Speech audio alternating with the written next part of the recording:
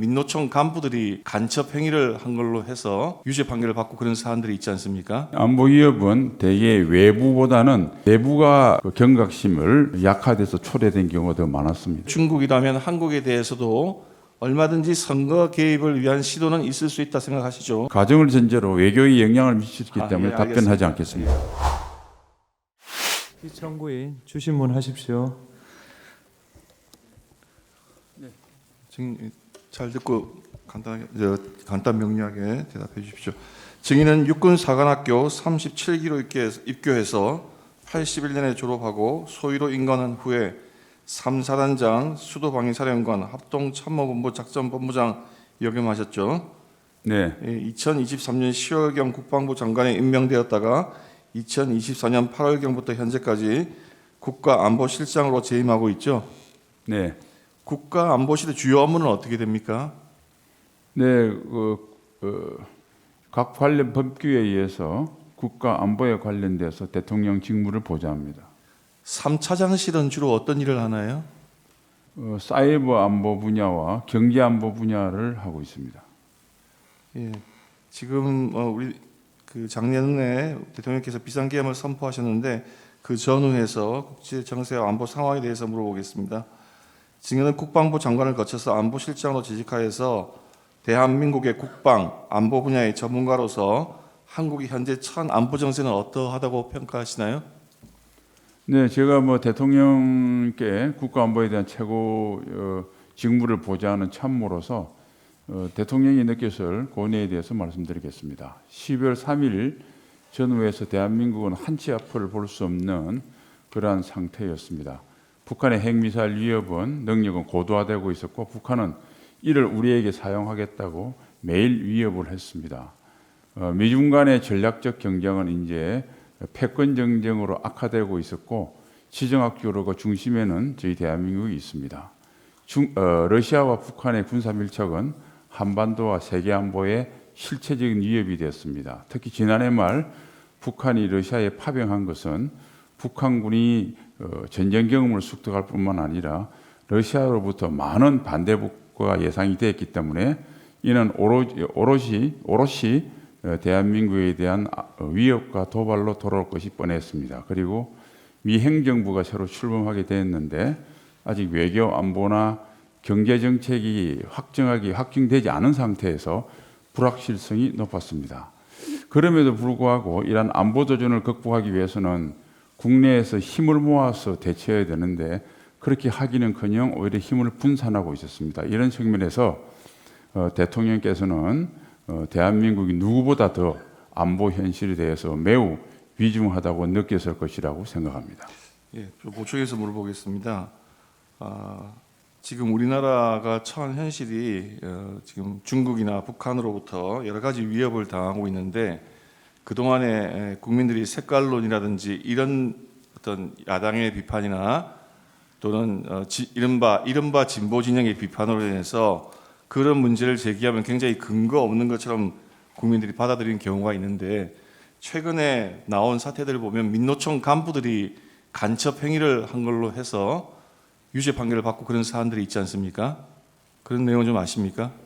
네, 보도를 통해서 봤습니다. 예, 그런 경우에도 통상적으로 이게 지금 현재 진행되는 현대에서 말하는 지금께서 좀 이따 설명을 해주시겠지만 현대에서 말하는 어떤 하이브리드전이나 심리전 이런 경우에 비추어 보면 국민들이 좀 그거에 대한 경각심을 가져야 되는데 간첩이 적발된 조직 내에서도 자성하는 게 없고 그 다음에 국민들도 그런 거에 대한 경각심이라든지 이런 게 없는 상태에서 민노총이라든지 또는 사회 거대 민간 단체 내에서 그런 것이 계속 지속되는 것은 안보에 어떤 큰 위협이 되고 있는 건 맞는 거죠.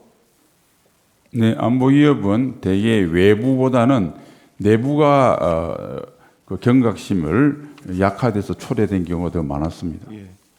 지금 증인께서 방금 말씀하셨지만 지금 새로운 냉전 시대가 도래했다고 말할 정도로 미국과 중국의 전략 경쟁이 심화되고 있고 이로 인해서 전 세계 교역 질서도 변화되고 세계 공급망도 재편되고 있으며 러시아 우크라이나 전쟁 장기화로 인해서 국제 질서의 역학관계가 더욱 복잡하게 전개되고 있는 건 맞죠, 그죠? 네, 예, 아까 또 증인도 말씀하셨지만 지금 트럼프 2기 정부가 출범하려 하고 있습니다. 그런데 과거 2000년대 초반에 중국이 부상할 즈음에 노무현 정부가 미국과 중국 사이에서 등거리 외교 노선, 이른바 균형자론을 주장한 바 있었죠. 네, 근데 지금 트럼프 2기 정부 출범 직전에 미국의 유명한 띵크탱크인 허드슨 연구소 그리고 국제전략연구센터, 흔히 CSIS라고 하는 그 관계자들이 나와서 보이스 오브 아메리카 코리아 방송에 나와서 트럼프 2기 정부는 그러한 외교 노선은 용납하지 않을 것이다 라고 아주 강경하게 의견을 표명한 바 있습니다. 이런 상황에서 한국의 어떤 외교 노선은 좀 더 신중하고 어떤 현명한 대처가 필요한 위기 상황인 건 맞죠? 그렇습니다. 예. 2-3번 물어보겠습니다.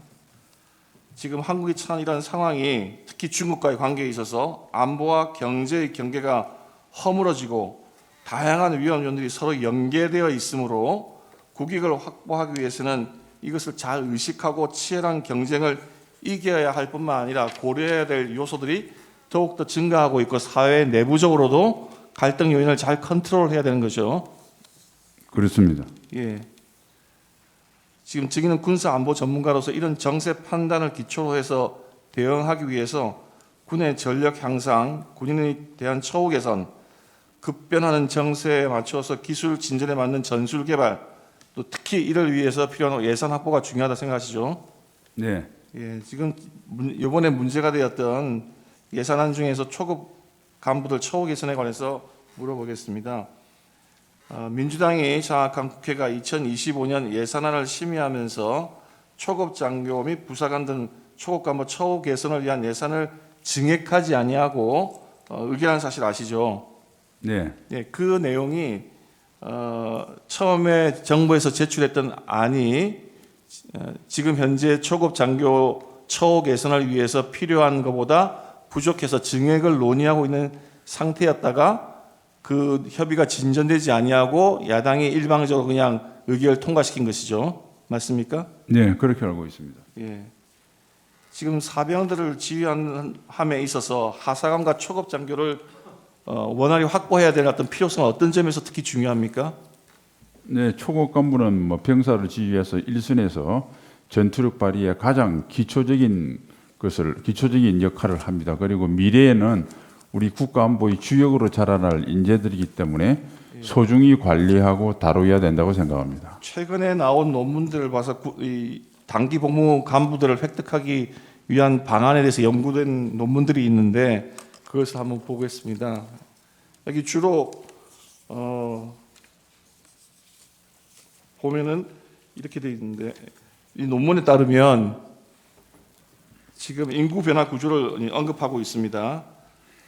통계청의 인구 추측에 의하면은 2040년에 가면은 20세 청년들이 15만 5천 명 수준으로 급감할 것이 예상이 되어서 군 복무를 할 수 있는 청년 인구는 지속적으로 줄어들고 있고 그렇게 줄어든 청년들을 상대로 해서 민간 부문과 군대가 청년 인구를 확보하기 위해서 인재 경쟁이 더 심화될 것인데 그런데 하사관들과 초급 장교에 대한 처우가 낮아서 그 처우 개선이 지금 시급하다 이런 논문이 출간되는데 증인께서도 전문가로서 이 의견에는 동의하시죠?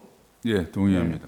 그래서 아까 말씀드린 대로 증인께서 말한 대로 정부 예산안보다도 처우 개선을 위한 예산 확보가 긴급한 현안이다 해서 증액을 협의했던 건 맞는 거죠. 네, 예.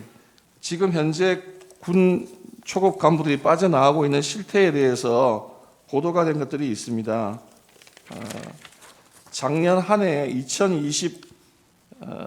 2022년에는 7,639명이 빠져나갔으나 2023년에 9,482명으로 처음으로 군을 떠나는 초급 간부가 9,000명 선을 넘었다 해서 초급 간부 확보가 시급한 현안으로 떠올랐고 그래서 아까 말씀한 것처럼 초급 간부 처우 개선을 위한 예산안 증액이 크게 이슈가 된 건 맞죠? 그렇습니다. 예. 그리고 지금 문화일보에서 또 이렇게 이번에 증액되지 못한 예산안 중에서 특히 이제 초급 간부들의 처우 개선의 필수적인 항목들이라고 생각했던 당직비 장교 단기 복무 장려금, 부사관 단기 복무 장려수당, 학군 후보생 생활지원금 이런 것들이 다 단기 장교들 확보하기 위해서 굉장히 필요하다고 생각했던 항목들이죠. 그렇습니다. 4-5는 생각하겠습니다. 하이브리드 전에 대해서 좀 물어보겠습니다. 21세기 들어서 군사 전문가들은 하이브리드 전 용어를 많이 사용하고 있습니다. 이를 비대칭전, 복합전쟁 이런 용어 등과 등치시켜서 많이 사용하고 있는데 그 의미가 경계선이 딱 분명하진 않는데 안보 전문가인 증인께서 생각하는 하이브리드 전의 어떤 의미는 어떤 것인가요? 네, 하이브리드 전은 2014년 러시아가 크리미아 반도를 불법 침략하는 것, 불법 점령한 것을 계기로 해서 당시 나토 정상회의 때 나왔던 개념입니다. 하이브리드전은 기존 전통적인 전쟁 수행 방식에 추가해서 정치 공작이라든지 경제 침투라든지 그다음에 SNS 등을 이용한 여론 심리전, 영향력 공작 등을 망라합니다. 특징은 공격 대상 및 목표가 전통적인 군사력이나 정권 집단뿐만 아니라 일반 국민 또 나아가서 그 사회의 규범과 가치를 그 대상으로 한다는 점이고요. 두 번째는 전시뿐만 아니라 평시에도 언제 어디선 발생할 수 있다는 점. 세 번째는 시행 주체가 모호하기 때문에 막상 발생해도 책임 소재를 묻기가 굉장히 어려운 점 등의 특징입니다.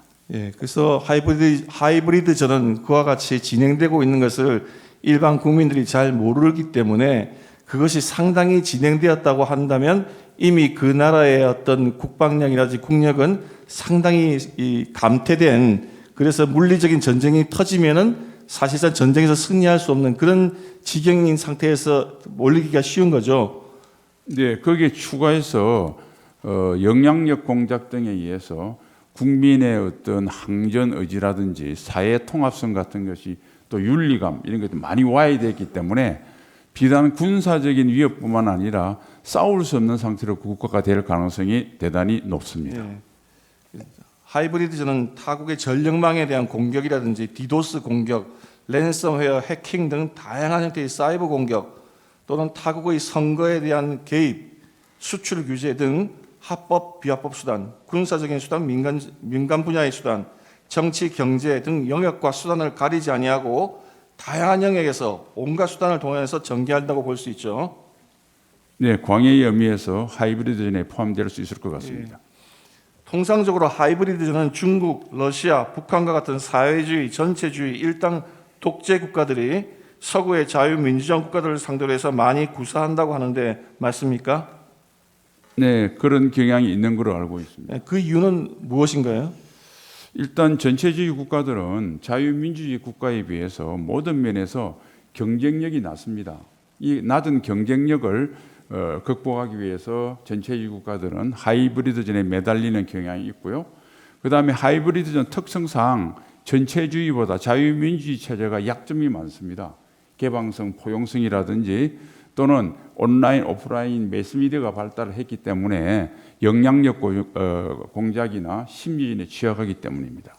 대통령께서 담화문에도 발표하셨지만 우리나라 주변에 중국과 러시아와 같은 사회주의 국가 또는 사실상의 일당 독재 국가가 있지만 그래도 친선 차원에서 또는 경제 교류 차원에서 서로 상호 존중하는 의미에서의 교류는 활발하게 진행되어야 하지만 대한민국의 헌법 체제라든지 자유민주주의 체제를 훼손하는 그런 어떤 하이브리드 전 가능성에 대해서는 항상 경각심을 가지고 경계해야 되는 건 맞죠? 네, 우리의 규범과 가치를 지키기 위한 범국민적인 노력이 필요하다고 생각합니다. 중국에서는 이 하이브리드전을 의미하는 용어로 초환전이라고 하는 용어를 사용하고 있다고 하는데 그 의미는 어떤 것입니까? 네, 계명대 교수가 쓴 책 제목으로 알고 있는데요. 한계를 초월한 전쟁. 그래서 하이브리드전과 유사한 개념으로 알고 있습니다. 지금 최근에 전 세계에서 좀 이슈가 되고 있는 것 중에 중국이 다른 나라의 국가의 선거에 개입하는 사례들이 많이 보도가 되고 있습니다. 한국 언론에서는 그게 많이 이슈가 되지는 않지만 세계에 지금 그게 많이 이슈가 되고 있는데 중국은 타국의 선거에 개입하는 정치 공작, 가짜뉴스나 거짓 정보 확산을 통해서 타국의 위해를 가하는 인지전, 여론전 또는 ICT 기술을 이용한 사이버전 등 이런 전법을 종합해서 많이 사용하고 있는 걸로 알고 있죠. 네, 그런 보도를 본 적은 있습니다.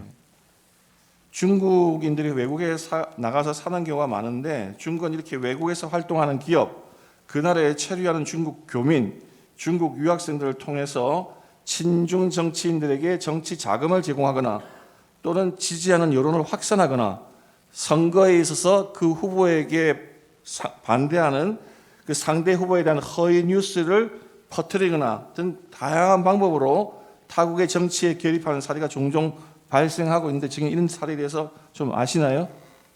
뭐 해외에서 그런 적이 있다고 하는 보도를 본 기억은 있습니다. 중국이 보도된 바에 따르면 캐나다하고 스웨덴은 공식적인 보고서가 나왔다고 하고 또 중국에서 가장 가까운 데 있는 대만에 대해서는 지금 선거 개입 영향성 때문에 대만은 선거제도를 다 바꿔서 당일 투표 현장 개표로 다 바꾼 걸로 알고 있습니다.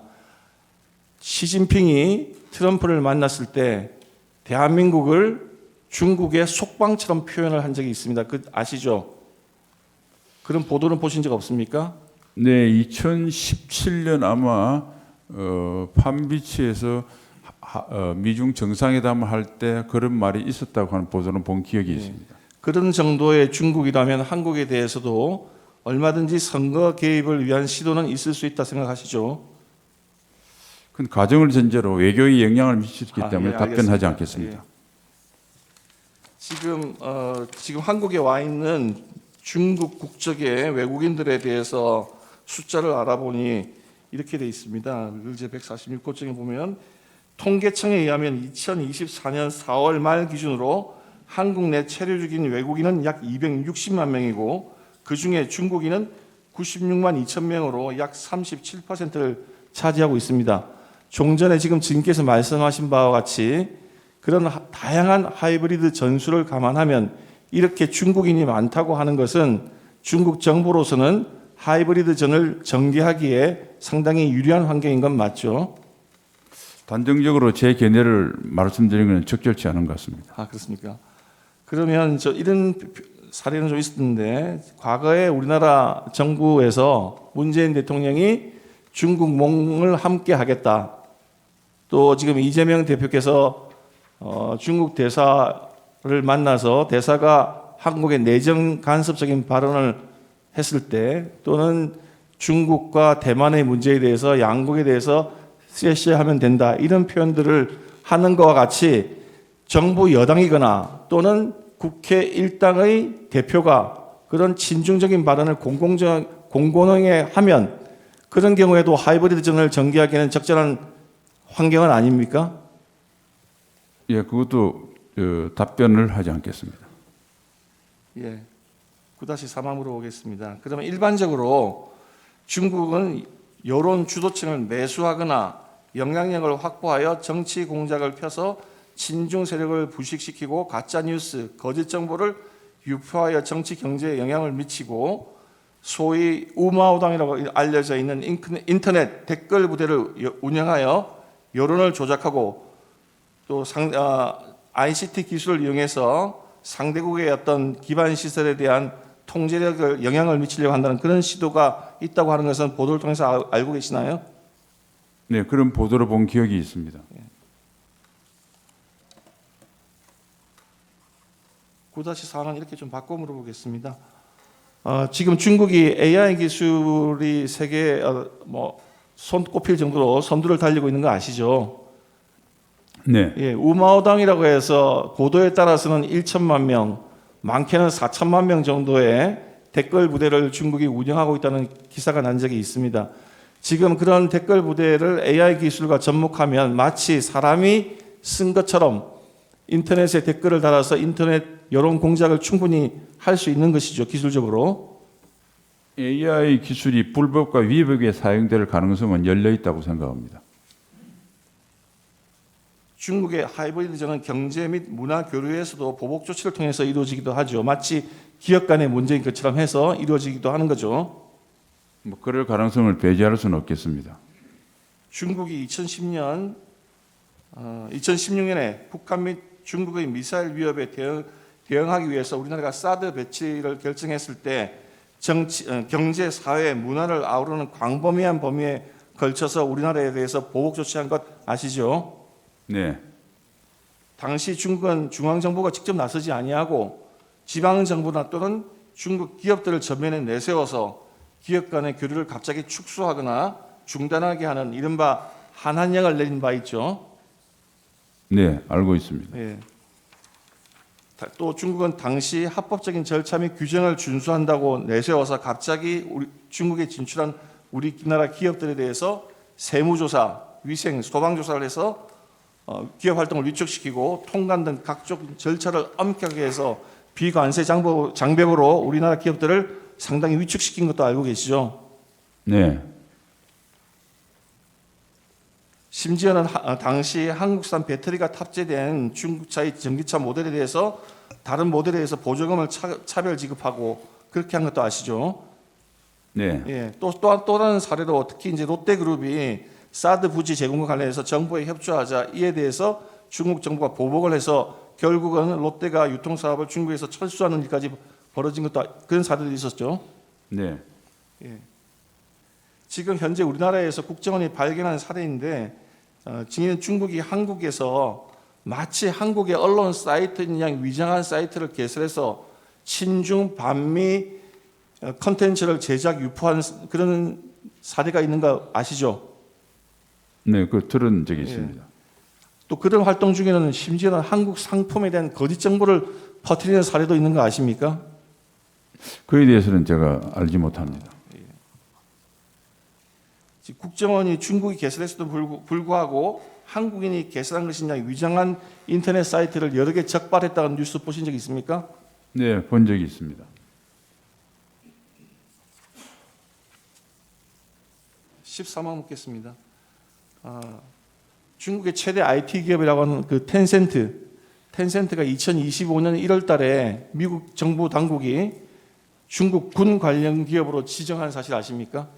네, 미 국방부가 그렇게 지정한 걸로 알고 있습니다. 예. 텐센트가 한국의 JTBC 계열 기업에 1천억 투자한 거 알고 계세요? 그건 모르십니까? 그건 정확하게 확인한 바가 없습니다. 제가. 예. 지금 보도에 따르면 텐센트는 JTBC 계열사에 1천억 투자하고 카카오 등에도 지분 투자를 했다고 합니다. 이렇게 합법적인 경제 교류 활동에 속하는 것이긴 하지만 중국 군 관련 기업으로 지목을 받을 만큼 그런 영향을 중국 정부의 영향을 크게 받는 기업이 이렇게 투자를 하게 되면 결국은 우리나라 미디어나 언론사 등을 통해서 심리전, 여론전에 활용을 당할 가능성이 있기 때문에 정부 당국이나 국민들로서는 경계심을 가지고 지켜봐야 되는 건 맞죠. 네, 그 문제에 대해서 제가 정확하게 파악한 게 없어가지고. 그렇습니까? 예. 예, 14 물어보겠습니다. 이렇게 중국이 한국을 상대로 해서 다양한 형태의 하이브리드전을 전개하고 있다면 국내 정치인들로서는 그들과 손을 잡으면 정권을 획득하거나 또는 국회의원 당선에 유리한 어떤 환경을 조성할 수 있는 건 맞다고 생각하는데 증인은 어떻게 생각하십니까?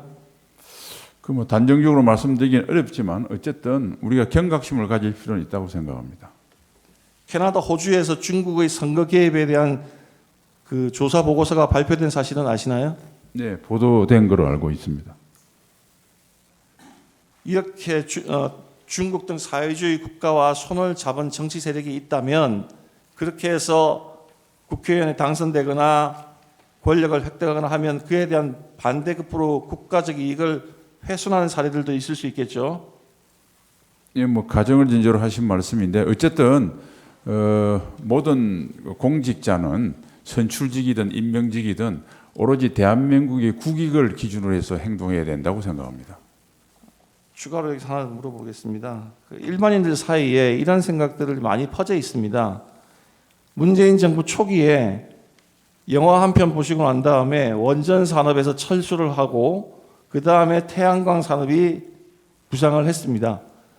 여러 가지 이유로 재생에너지 붐이 불어서 그렇게 했다고 하는 말도 있지만 한편으로는 국가 에너지 산업의 근간인 원전력 산업을 생태계를 황폐화시키고 대신에 태양광 산업을 일으켜서 결국 한국의 태양광 패널을 수출하는 등 큰 돈을 버는 것은 중국 기업이었습니다. 그래서 사람들이 이것도 그런 하나의 사례가 아닌가 의심을 하는데 증인은 여기에 대해서는 어떻게 생각해 보신 적이 있습니까? 그 분야는 제가 전문적인 지식이 없기 때문에 제 개인의 주관적인 판단은 말씀드리지 않겠습니다. 네, 15번 물어보겠습니다.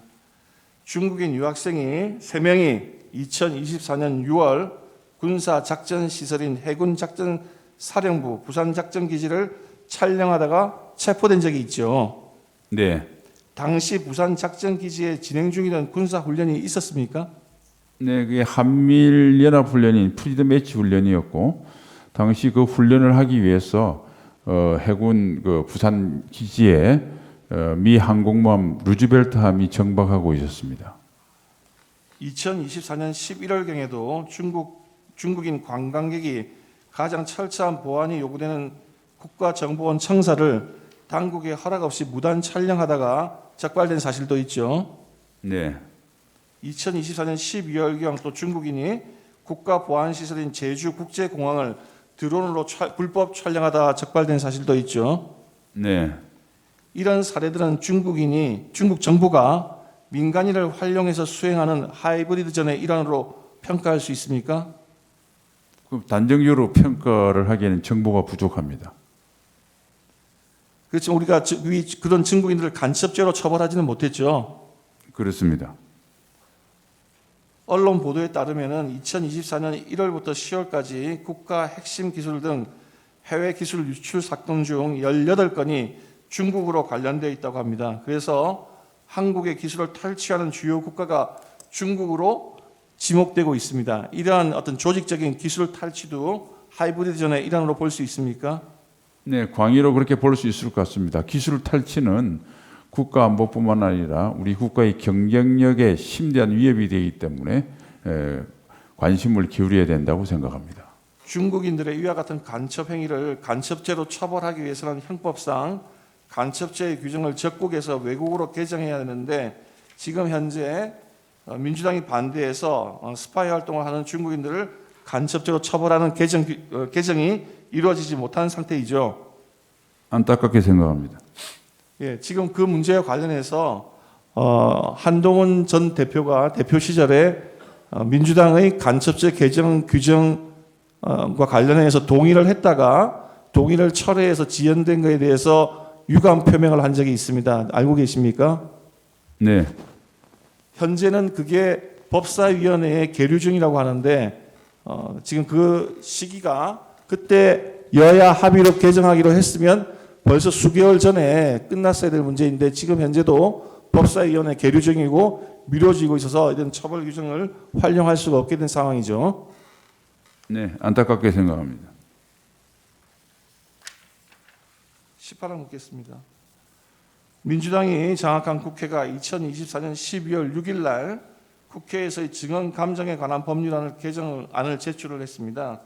이에 따르면 국회 증인으로 나온 증인이 증언하면서 개인정보 보호라든지 기업 영업비밀 보호를 이유로 자료 제출을 거부할 수 있는 예외를 아예 없애버려서 앞으로 기업가가 법정에 증인으로 출석하는 경우에는 기업 비밀이 해외로 유출될 수 있고 핵심 기술 관련 정보가 외국, 특히 중국으로 유출될 수 있는 그런 위험이 발생하게 되는 건 아시죠? 그런 법안이 지금 제출되는 거 아시죠? 네,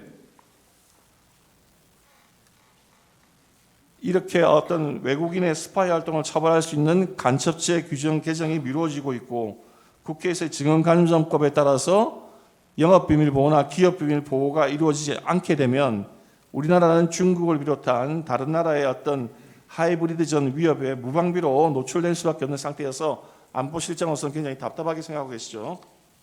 네, 그럴 위험성이 있다고 생각합니다. 러시아 우크라이나 전쟁이 지금 장기화되면서 전 세계에서 무기 수출이 큰 화제가 되고 있습니다. 한국의 방산 무기도 더불어 지금 인기가 올라가고 있는데 이렇게 한국의 어떤 방산 무기가 해외로 수출이 되면 우리나라의 안보나 외교에는 어떤 긍정적인 영향이 있습니까? 네, 경제적인 그 성과 외에도 국방 협력과 나아가서 국가 간의 유대화 협력이 강화됩니다. 특히 무기 교환성 문제를 통해서 한국과 미국 그리고 미국을 주축으로 하는 이 여러 동맹 국가들 사이의 협력이 굉장히 굳건하게 그 가능성이 있기 때문에 이런 방산 무기 수출이 굉장히 중요한 의미가 있는 것이죠. 네. 지금 근데 민주당은 국내 방산 기업이 무기를 수출할 경우 국회의 동의를 받도록 하는 방해사업법 개정안을 당론으로 채택한 바 있습니다. 이렇게 되면은 방산 무기 수출이 사실상 굉장히 어려워지게 되는 거 맞습니까? 그렇습니다. 예, 15분 추가하겠습니다. 네, 하십시오. 예, 그럼 다음 주 하나만 묻고 15분 나중에 네. 반대신문에 쓰겠습니다. 네. 25항하고 26항만 물어보고 다음에 물어보겠습니다. 25항 물어보겠습니다. 국정원이 2023년 10월경 중앙선거관리위원회를 한번 보안 점검을 했습니다. 보안 점검을 했더니 선관위 직원 이메일이 북한 측에 해킹이 당했다고 하고, 그 다음에 이 IT 기술상으로 통합선거인 명부 조작, 투표자 수 조작, 투표관리관의 사인, 지역구 선거관리위원회의 청인, 그리고 그런 파일들 다 탈취할 수 있고 온갖 조작이 이론상 가능할 정도로 보안이 허술했다라고 발표한 바가 있습니다. 다만 실제 그런 조작이 있었는가는 서버 전체를 설비 전체를 점검하지 못했기 때문에 그건 단정할 수가 없다.